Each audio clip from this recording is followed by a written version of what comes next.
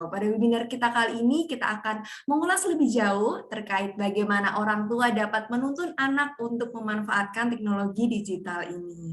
Baik, mungkin sambil menunggu teman-teman peserta dan Bapak Ibu peserta yang mungkin masih mengisi begitu ya, Kinan mau izin untuk berkenalan begitu lebih jauh dengan pembicara kita kali ini yang luar biasa, yaitu Prof. Tina, seperti itu. Salam kenal, Bu Tina. Selamat kenal Mbak Kinan. Ya, ini apa? First impression tuh langsung kesan Ibu tuh Mbak Kinan tuh anu ya, kalau istilah Jawanya itu sumringah.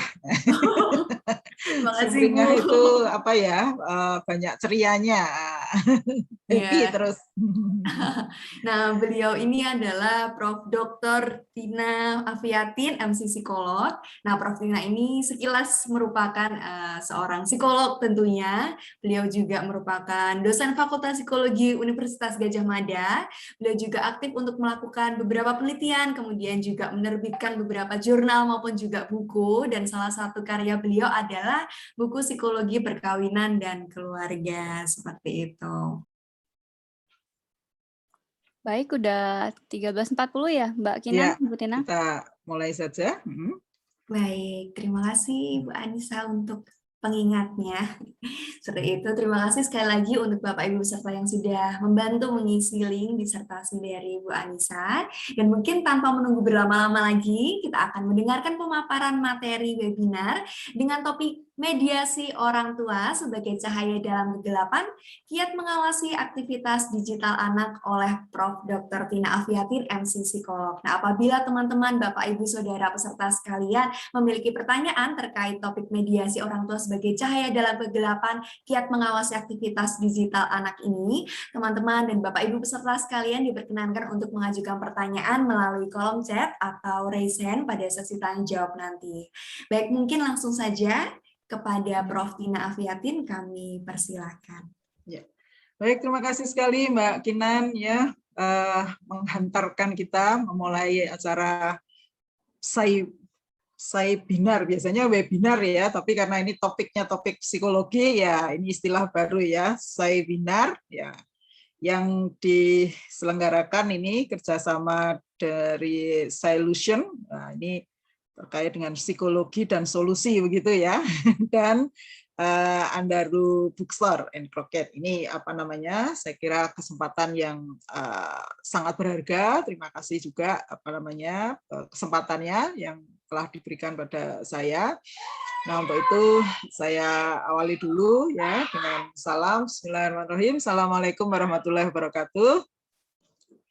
Alhamdulillah, alhamdulillah wa syukurillah, la haula wala quwata illa billah. Ya, kita panjatkan puja dan puji syukur kita kehadirat Allah Subhanahu wa taala, Tuhan yang Maha Kuasa yang sudah meridhoi kita ya untuk pada kesempatan ini kita bersilaturahim dan juga berbagi nanti khususnya terkait dengan dunia digital ya dalam konteks pengasuhan orang tua, lebih khusus lagi bagaimana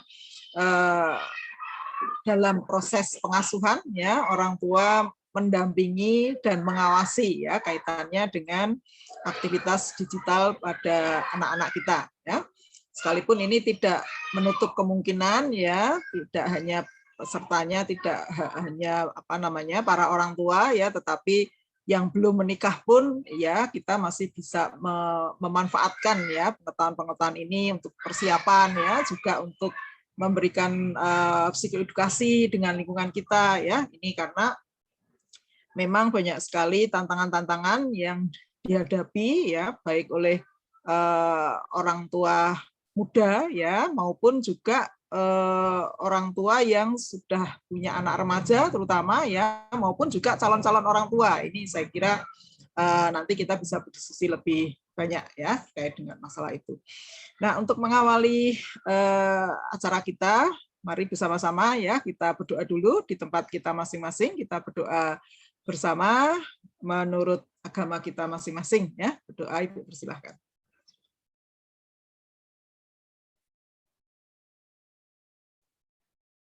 Ya, cukup terima kasih.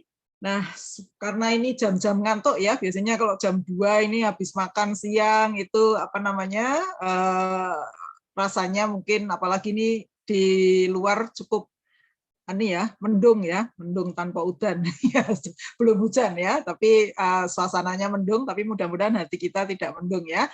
Nah, untuk itu Bu Tina mau sedikit kasih tips ya, bagaimana kita bisa mereduksi ketegangan ya, supaya lebih rileks ya, supaya dengan aktivitas yang kita lakukan ya nanti mudah-mudahan bisa mencegah ya, mengurangi rasa kantuk yang mungkin sekarang sedang kita rasakan ya.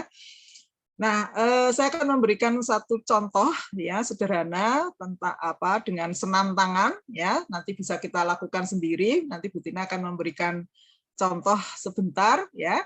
Nah, mungkin bagi Bapak Ibu, teman-teman, adik-adik, anak-anak ya yang memungkinkan bisa on kamera ya supaya kita bisa interaktif begitu ya, bisa dibuka kameranya ya. Nanti Bu Tina akan memberikan contoh dari sini, kemudian Bapak Ibu menirukan di tempat masing-masing ya. Boleh posisinya berdiri, boleh duduk ya. Ini kalau Bu Tina berdiri harus menyesuaikan screen-nya, jadi Bu Tina tetap duduk aja ya.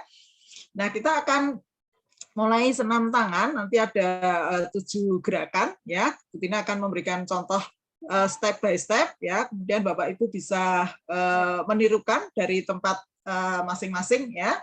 Nanti step yang pertama saya akan memberikan contoh step by step ya. Kemudian yang sesi kedua kita melakukan secara langsung ya.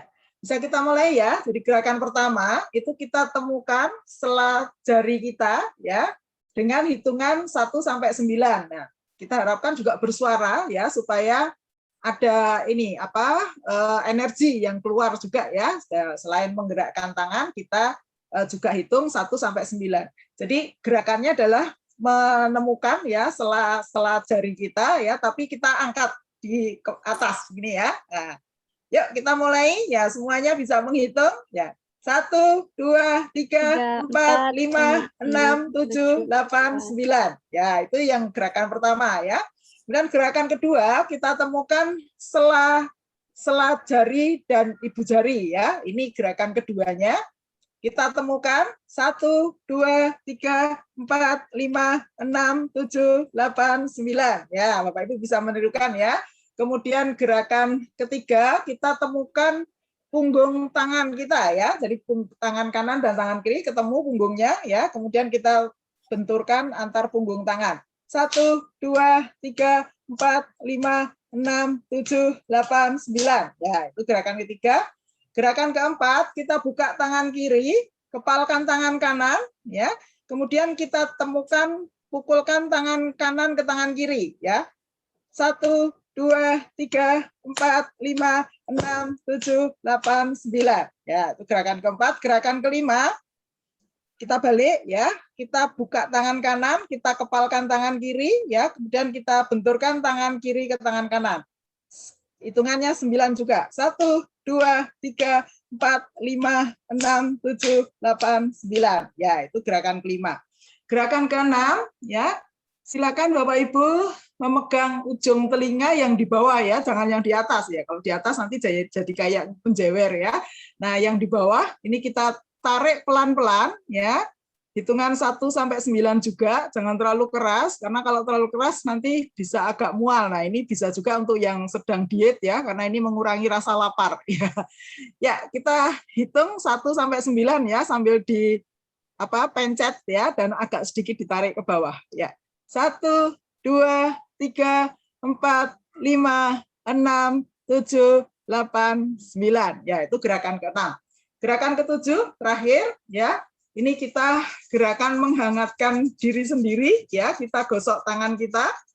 Ya, kemudian kalau sudah hangat, ya ini musim dingin begini ya, kita bisa menghangatkan. Kalau sudah hangat, kita tempelkan di pipi kita sambil kita tertawa atau tersenyum ya. Hahaha gitu ya. Kita coba ya. Digosok tangannya. Oke, kemudian kalau sudah hangat ya, ditempelkan di pipi kita masing-masing sambil tertawa atau tersenyum. Hahaha gitu ya. Oke. Baik Bapak Ibu, ya itu tadi step by step ya, gerakan pertama sampai gerakan ke-7 ya. Nanti Bapak Ibu bisa mengingat-ingat. Boleh juga sih tidak urut sebetulnya ya, tapi intinya ada aktivitas fisik yang kita lakukan dengan tangan kita ya. Kita ulangi lagi ya Bapak Ibu, dari gerakan pertama sampai gerakan ke-7. Saya akan memberikan contoh dari sini, Bapak Ibu bisa mengikuti dari tempat masing-masing. Oke ya, kita mulai Bapak Ibu. Gerakan pertama, yuk kita menghitung supaya suaranya keluar. 1, 2, 3, 4, 5, 6, 7, 8, 9. Kedua, antar sela ibu jari. 1, 2, 3, 4, 5, 6, 7, 8, 9. Oke, kemudian punggung tangan kita. 1, 2, 3, 4, 5, 6, 7, 8, 9. Kemudian buka tangan kiri, kepalkan tangan kanan. Ya, 1, 2, 3, 4, 5, 6, 7, 8, 9. Dibalik. Yang kanan, kepalkan tangan kiri. 1, 2, 3, 4, 5, 6, 7, 8, 9. Oke, gerakan ke-6, kita tarik telinga kita ya. Pelan-pelan saja. 1, 2, 3, 4, 5, 6, 7, 8, 9. Oke, gerakan terakhir kita menghangatkan diri sendiri dengan menggosok tangan kita ya. Kalau sudah hangat, tempelkan di pipi sambil tertawa. Hahaha ya. Oke, terima kasih Bapak Ibu ya. Mudah-mudahan sedikit memberikan wawasan kita ya. Nah, kira-kira dengan menggerakkan tangan ya, dengan menstimulasi permukaan ini ya, di sini itu banyak sekali saraf-saraf yang terkait nanti dengan sistem limbik ya, sistem yang mengatur emosi kita. Nah, biasanya itu kalau kita aktifkan itu akan mensekresi ya hormon yang ada di sini ya, endorfin, yaitu bisa menstimulasi rasa semangat, rasa bahagia ya. Jadi mungkin ini sedikit tips ya bagaimana Bapak Ibu bisa menciptakan kebahagiaan ya dari aktivitas fisik yang kita lakukan dengan gerakan tangan ya. Mudah-mudahan ini nanti bisa bermanfaat untuk Bapak Ibu sekalian. Ya. Baik, selanjutnya akan saya sedikit jelaskan. Tadi PPT-nya sudah di-share ya di chat room. Nanti Bapak Ibu bisa mempelajari lebih detail ya. Saya akan mulai dengan ini latar belakang ya, latar belakang mengapa kita perlu memahami ya, perlu juga selain memahami juga nanti di akhir slide itu ya ada referensi untuk bagaimana cara orang tua melakukan yang disebut dengan mediasi orang tua. Ya, mudah-mudahan sudah muncul. Mbak Kinan, sudah tampak PPT-nya? Sudah, Ibu. Oke, baik. Ya, alhamdulillah. Jadi ini sedikit latar belakangnya ya, mengapa kita sebagai orang tua dan juga calon orang tua ya, apalagi yang saat ini sedang punya putra usia SD ya, karena ini usia-usia yang sebetulnya cukup cukup rawan, cukup kritis ya terkait dengan media digital ya, karena memang perkembangan kognitif anak usia ini ya 6 sampai 12 tahun ini masih istilahnya kalau dalam teori PIAS itu masuk operasional konkret ya, jadi dia belum bisa memahami secara penuh ya, terutama untuk hal-hal yang sifatnya abstrak. Nah, sementara di dunia digital ini ya, informasi itu disampaikan dengan berbagai ragam dan berbagai tujuan ya. Jadi ini sejak era 70-an ya, ketika mulai ditemukannya internet dan diintegrasikan dengan telepon ya, maka yang namanya komunikasi itu kemudian menjadi semakin mudah dan semakin luas ya, semakin cepat juga ya, apalagi kemudian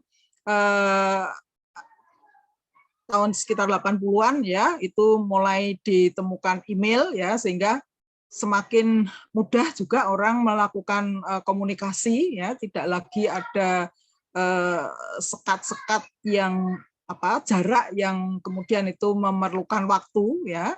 Dan kemudian puncaknya pada sekitar tahun 90-an ke sini ya, 2000-an begitu, ada fasilitas yang namanya World WWW itu ya, yang kita sering singkat dengan WWW ya, World Wide Web ya. Nah, dengan adanya World Wide Web ini ya, maka teknologi informasi ini menjadi sangat apa istilahnya ya, sangat luar biasa ya perkembangannya.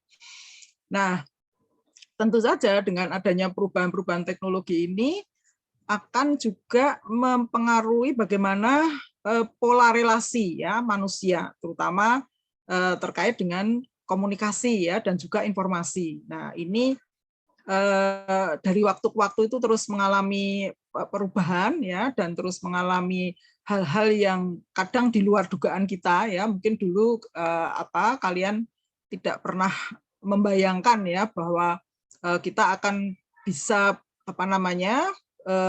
video call dengan mudah ya. Mungkin ada anggota keluarga yang sedang di benua Amerika sana atau di benua Eropa ya.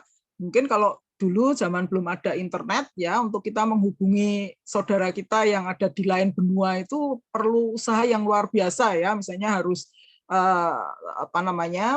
telepon ya, telepon itu harus di kantor Telkom ya, mungkin untuk yang tidak semua orang ya punya telepon. Nah, tapi sekarang semua orang dengan gadgetnya ya bisa menghubungi siapa saja dan bisa dihubungi oleh siapa saja. Nah, ini yang dalam perkembangannya ya itu akan membawa konsekuensi ya, baik konsekuensi yang positif maupun yang negatif ya. Mungkin yang positif itu ada dirasa kemudahan ya, kemudahan untuk menghubungi orang lain atau mendapatkan informasi.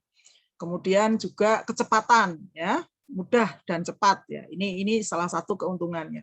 Tapi di balik keuntungan itu ada risiko-risiko yang mungkin kadang-kadang tidak kita sadari ya, bahwa itu bisa katakanlah salah satu yang paling terasa itu ketika banjir informasi itu terlalu banyak ya, karena itu begitu mudah, begitu cepat bisa kita peroleh ya. Orang kemudian menjadi lebih sulit ya untuk mengambil keputusan. Nah, ini yang kemudian sering membuat orang merasa karena saking banyaknya informasi, saking banyaknya pilihan ya, ini akan membuat orang itu sulit mengambil keputusan. Nah, dan ini dengan adanya kesulitan keputusan itu selanjutnya juga akan mempengaruhi kesehatan mental ya, karena sebetulnya hidup kita itu kan hasil dari pengambilan keputusan ya. Itu salah satu dampaknya. Kemudian juga terkait dengan keamanan ya, dengan mudahnya informasi ya, termasuk informasi pribadi kita ya, keluarga kita itu tersebar ya dengan mudah dan cepat dan meluas ya. Itu risiko-risiko keamanan ya, kaitannya baik itu dengan keamanan data pribadi atau bahkan mungkin keamanan diri kita ya, misalnya kasus-kasus cyberbullying ya, orang dengan mudah melakukan harassment, pelecehan ya pada orang lain melalui media sosial, yang itu juga tentu nanti juga akan mengganggu kesehatan mental kita. Nah, jadi dengan kondisi seperti ini ya, dunia itu sekarang sepertinya seperti menjadi sebuah desa yang besar ya, tidak ada lagi batas katakanlah jarak ya. Nah, sehingga dengan adanya kondisi seperti ini ya, infiltrasi budaya ya, budaya-budaya asing itu begitu mudah ya masuk ke ranah personal kita ya, ke keluarga kita. Nah, ini akan bisa menimbulkan banyak ancaman ya.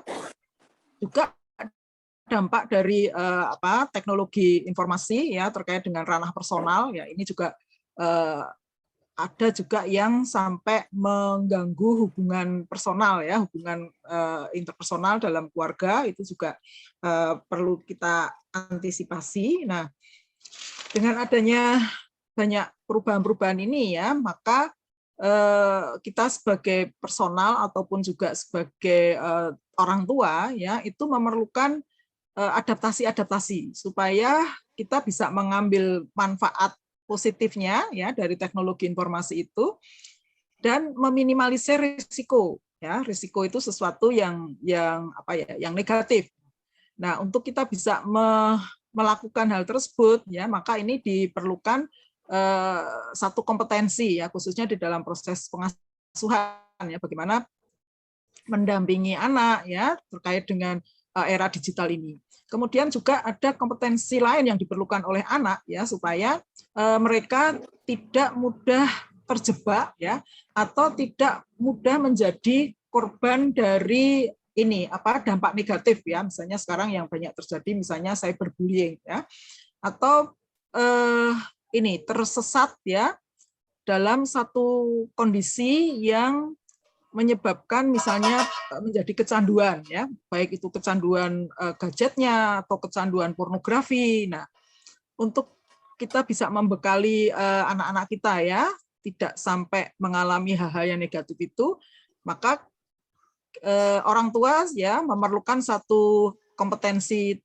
tertentu, ya, yang secara umum disebut dengan digital parenting, atau lebih khusus lagi adalah persoalan mediasi orang tua. Nah, itu orang tua harus memiliki yang disebut dengan literasi media digital.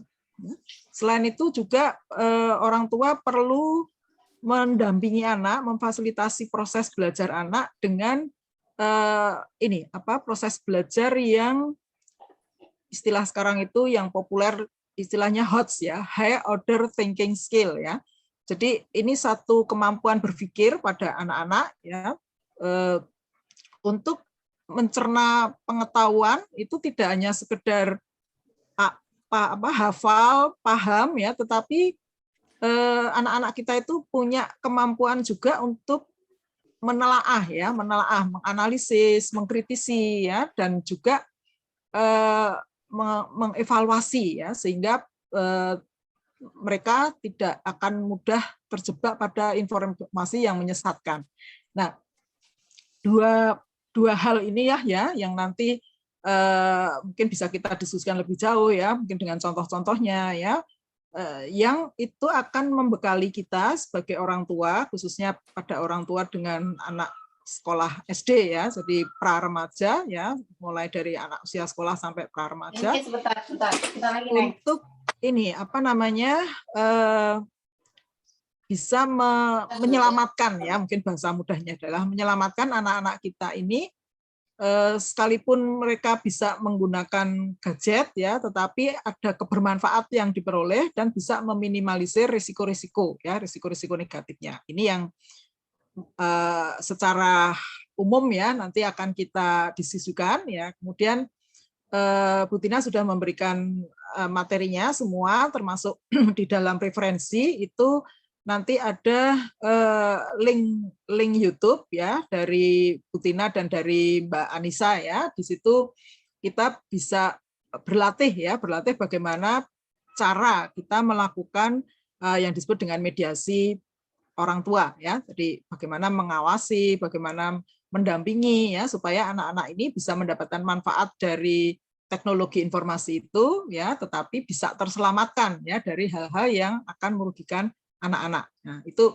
mungkin inti dari yang nanti akan Bu Tina diskusikan, ya, bersama di situ. Nah, ini mungkin penjabarannya, ya. Ini kata Charles Darwin itu, ya.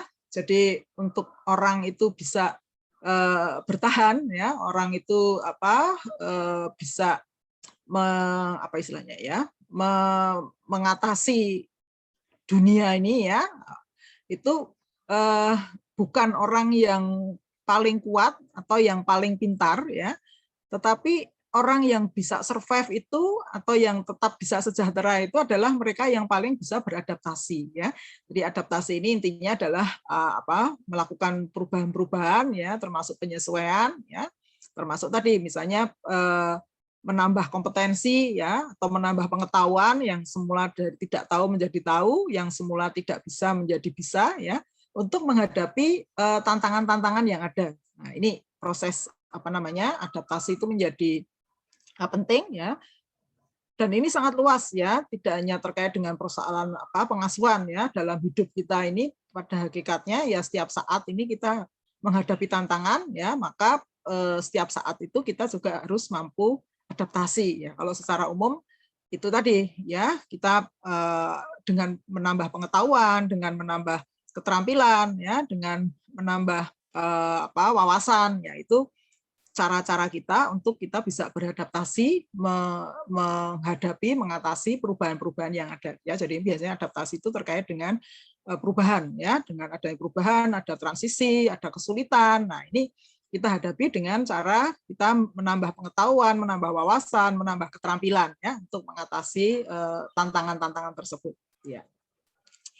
Nah, jadi dengan adanya ini ya internet, kemudian adanya layanan digital ya, ini sangat besar pengaruhnya ya.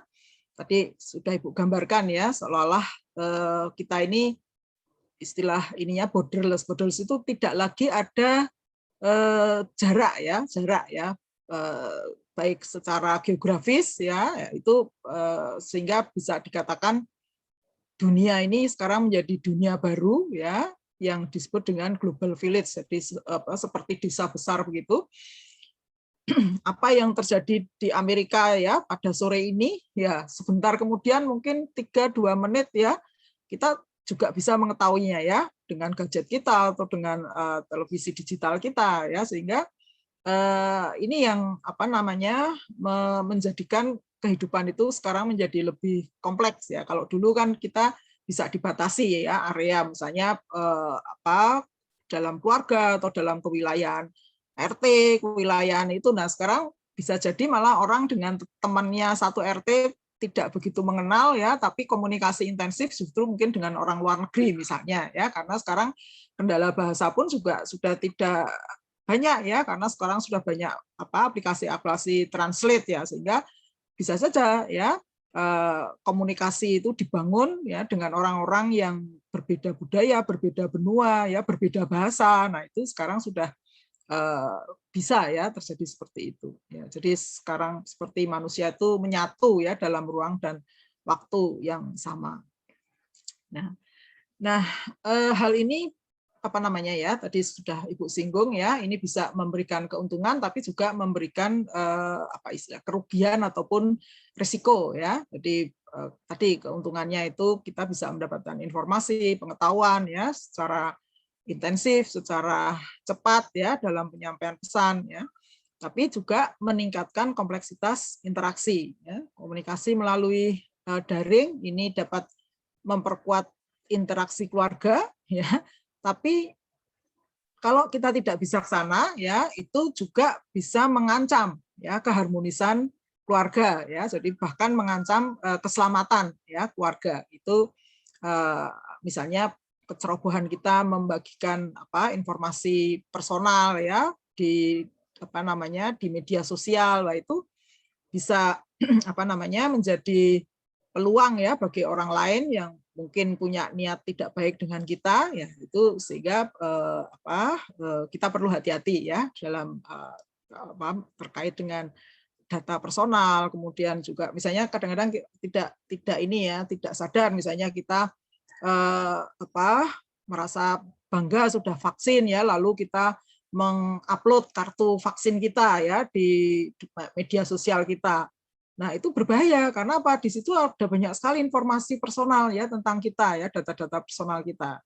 Nah, itu nanti bisa disalahgunakan oleh orang lain ya, hal seperti itu. Atau misalnya kita mengunggah ya rumah kita dengan alamat yang lengkap, dengan nomor telepon yang lengkap, itu dengan siapa saja anggota keluarganya. Nah, ini kita juga perlu berhati-hati ya, karena itu bisa disalahgunakan oleh orang lain ya. Nah,